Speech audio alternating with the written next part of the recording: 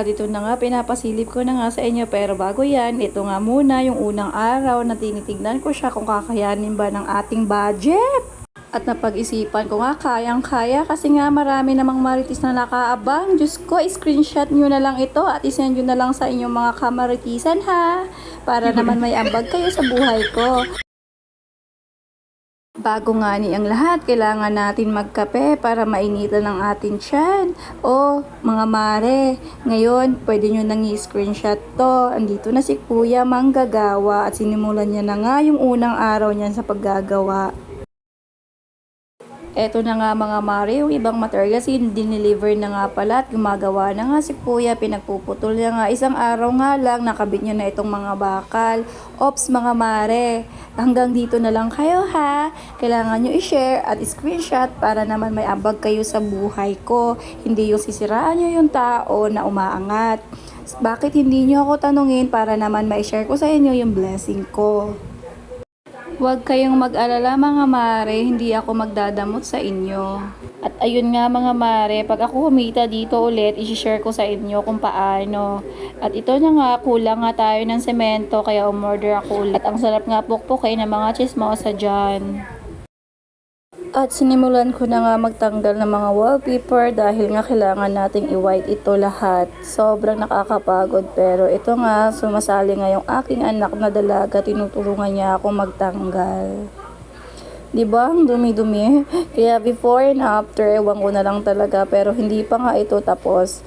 Ako'y napapagod na, nakakapagod talaga. Ano daw? What?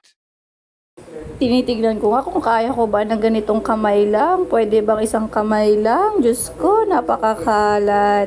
At ito nga yung araw na to, gusto ko na siyang linisin hanggang para matapos na itong gawain. Pero hindi pa nga, mabot pa nga siya mga mare ng 1 linggo, 2 linggo na paulit-ulit akong naglilinis. Dahil nga dito nagkaroon ako ng sakit sa ilong.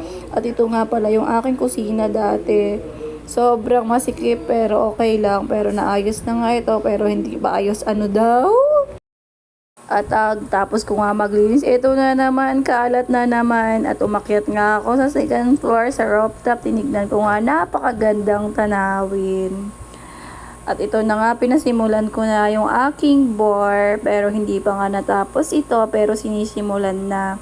At ng gabi nga ayun, nagwalis-walis nga na naman ako. Yung lola mo, Diyos ko, hindi mapakali. Lagi-lagi na lang naglilinis, alam mo namang may ginagawa pa. Pero dahil nga iniisip ko, ayaw ko nakalikabok mga bi. Dahil nga, di ko na nga nailagay yung ibang upload na video dyan. Pero tapos na nga yung pagtatiles ni Kuya Bert. At ito na nga yung aking bar, sinimulan na itayo. Hindi ko alam kung may alak yan dyan. At napakasipag nga talaga ni Kuya Bert. Sobrang sipag. Sinimulan na nga ni Kuya Bert pukpukin itong ating mahiwagang tiles na block. Kaya naman, ewan ko na lang. At hindi pa nga ito tapos, kaya ipapasilip ko sa inyo pang samantagal. Welcome to my home! Ay, hindi pa nga ito tapos magpintura. At ang dami ko pang dapat bilhin sa Shopee at TikTok mga bi. Maraming ang damit dyan dahil nga ukay-ukay ko yan. Mga pinapaninda ko nga yan sa aking online. At ilalagay ko yung mga link kung saan ko to nabili itong mga to. At ilalagay ko rin yung link nitong lutuan kung saan ko siya nabili.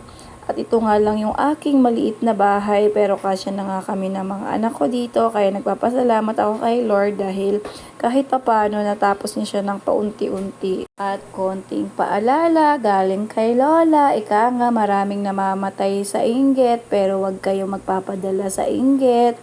At please lang, huwag kayo screenshot ng screenshot para may pag-usapan kayo. Bakit nyo na lang hindi pag-usapan yung buhay nyo, hindi yung buhay ng ibang tao. Hindi naman siguro kayo perfectong tao, pero bakit naman kayo nakikialam sa buhay na may buhay? Kung ako sa inyo, ayusin nyo muna yung buhay nyo bago pakialaman yung buhay ng iba, okay?